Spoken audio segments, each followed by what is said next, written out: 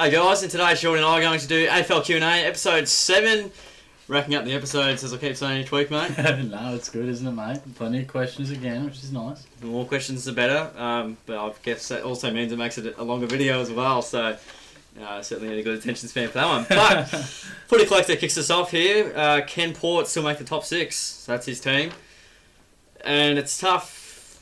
You asked this question probably before they bet Melbourne, so that certainly gives them a likelihood that they could. I think they can, but I don't think it's going to be a walk in the park by any means because they'll have the tough draw, which isn't going to be helpful for them. So I think they will struggle to make it, but I think it's more unlikely they'll make top 6 than make it. Very tough draw. Any thoughts? Yeah, no, I pretty much agree. It's a very tough draw. I think you can ride off top 4, but certainly top 8, and probably in the mix. 5th and 6th spot, certainly still a chance, providing they finish well. Yeah, they should. Yeah, go for it, mate. Got a couple other questions regards to power as well. Is Chad Wingard having a better year than, I believe he means 2015 than last year, so yeah, we'll go with that. Yeah, it's interesting. I haven't seen as much as Port Adelaide as, of course, you have. I don't feel his impact has been as good as it was in past years. Yeah. But statistically, he's having a better season. But I'm just not sure whether his work rate's been questioned at times. So I think maybe on paper and numbers alone, his impact is going okay. But I'm not quite sure it's as good as he could be. And I guess, I looked at his numbers and they've stayed similar. But maybe a guy of his class, you expect them to explode. So while this year may have been just better than last, it should probably be a lot better with his age, his potential. Fair enough. Yeah. He has played a bit more midfield time, I think, too, with Wines being out and a few others. Yeah. Sort of escaping the clutches, but, good stuff. I feel he could take it to the next level, but he's been okay, and he follows up with what 2 teams will make the grand final this year. We'll both have a crack at this. I've gone Fremantle and Hawthorn. I'm not sure if you'll have too much different to say there, but there are a couple of the sides that could contend, but I think they're the front runners at the moment. Yeah, I've gone with the Dockers and the Hawks as well. I think it'll be very close there, and I think Sydney are probably in the mix as well. So there really is just top 3 at the moment, and the rest is just sort of uncertain at the moment, which shows the gap between them. Yeah, absolute clear top 3 at the moment for sure. Solid. All right. Next question is Tigo HD. Doesn't mind us. Thanks for answering my question. Not a problem, mate. Keep asking and I'll keep answering. Yeah. For the next one, most underrated players from each team. Now, mate, what's with everyone's lists? Everyone just love a list, don't they? They want to know every single player for every single team on every single year. You love a list, mate. You love searching through it. Yeah, I know, because I know you'll take forever to think about it. So. There's a nice whack there.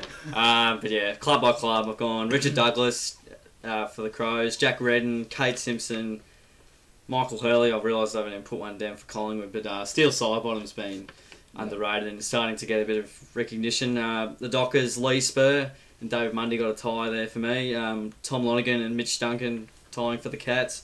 Devon Smith for the Giants. Michael Riscatelli, Sean Burgoyne, Bernie Vince, Sam Gibson, Brad Ebert, Anthony Miles, Dylan Robertson, Kieran Jack. A tie between Matt Rosa and Callum Sinclair for the Eagles, and finally Tory Dixon has been pretty good this year and haven't heard too much about him. No, good list there, mate. And underrated blokes. Probably another one. McRae for the Dogs is underrated, probably tying with Dixon there. Yeah, and Luke Dalhouse is having a ripping season as well. He doesn't get too much credit. So fantastic. Yeah, no, solid question there, mate. We'll move on to another underrated one from Darth Muse here. One of our all-time favourites. Yeah, he loves it, which is good. So, and his Tigers had a win. So well done on the Tigers. Most underrated midfielder in the comp. It's a good question because everyone talks about midfielders and how good they are and who's winning the Brownlow, but there's always a few that slip under the radar. I've got 3 names here, and you mentioned one in your list is Steele Sidebottom. He's only played. Oh, really? Oh, there you go. Yeah, there you go. Guess. Yeah.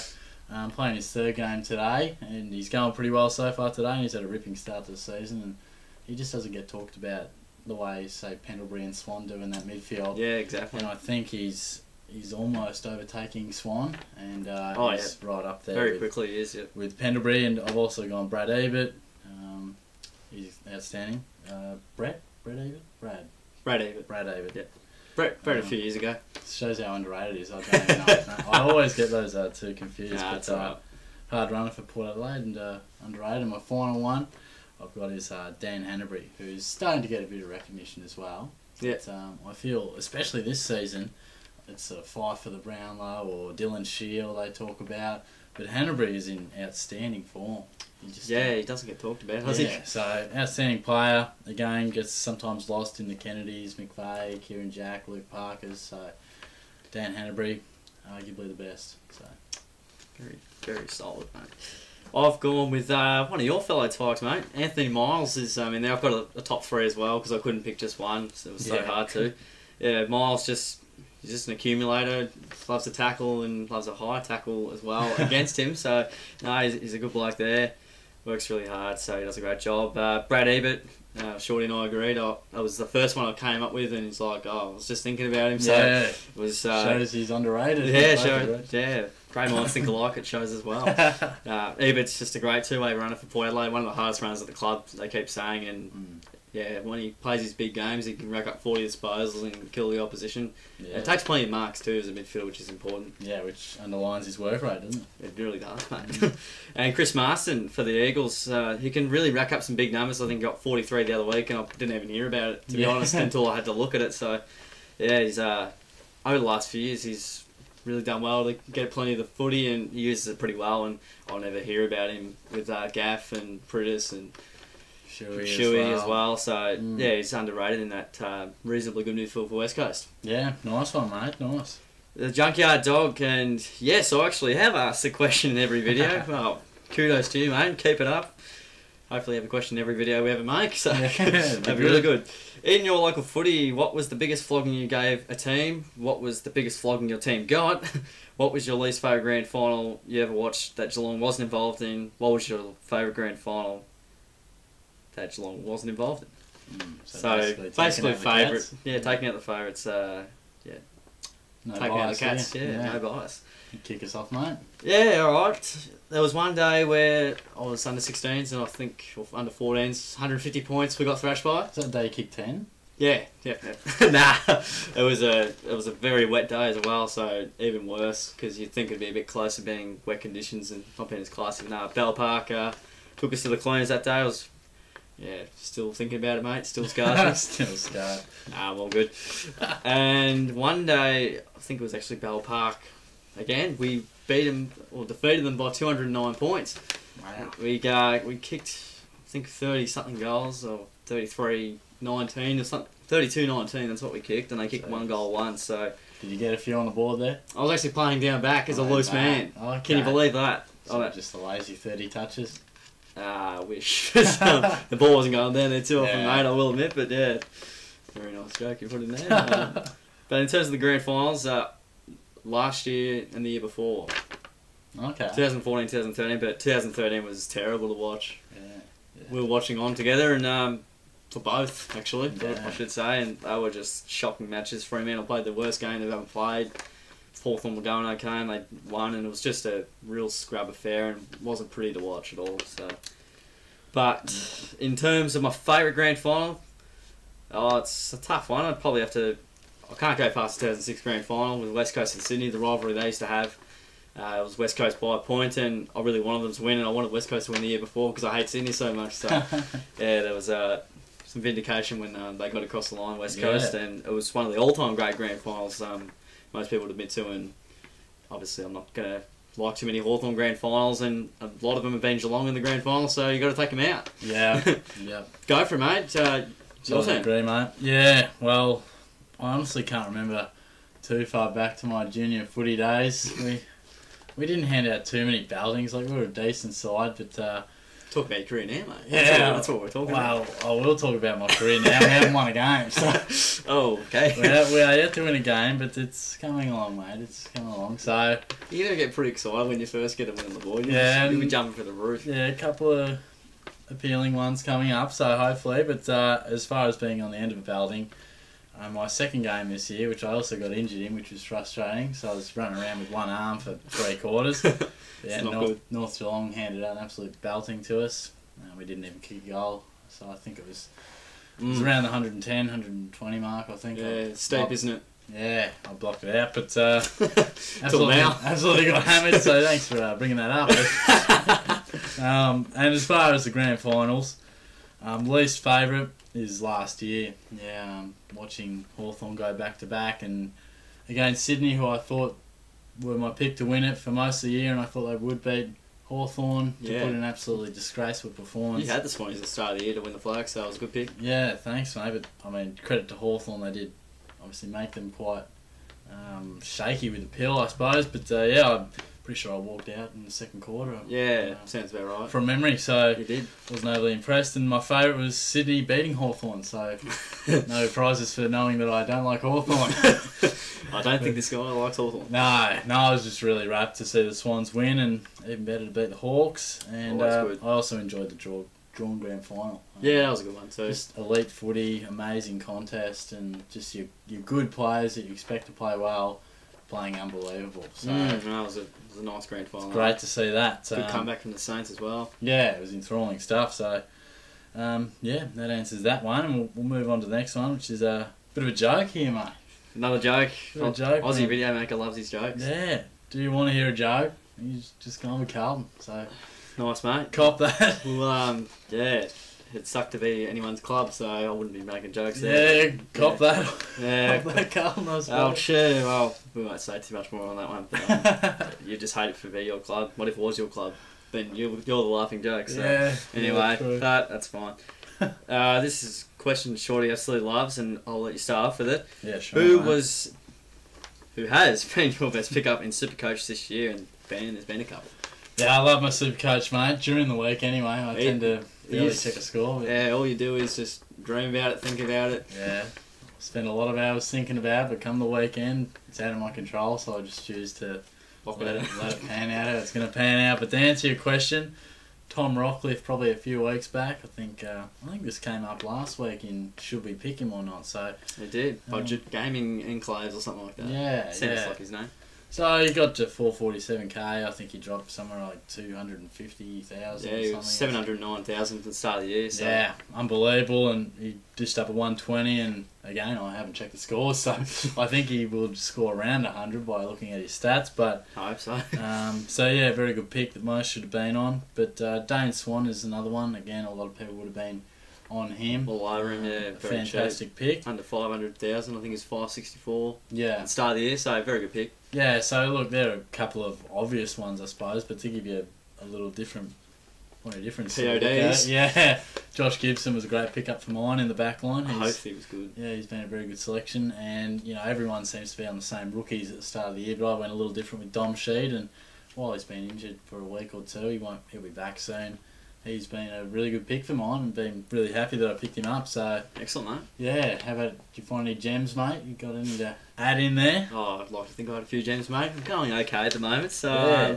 yeah, I guess Shorty said Swanee and Rockcliffe. They've both been cheap as chips. Swanee at the start of the year and Rockcliffe after his 0 and poor score when he got injured in the second quarter against Collingwood.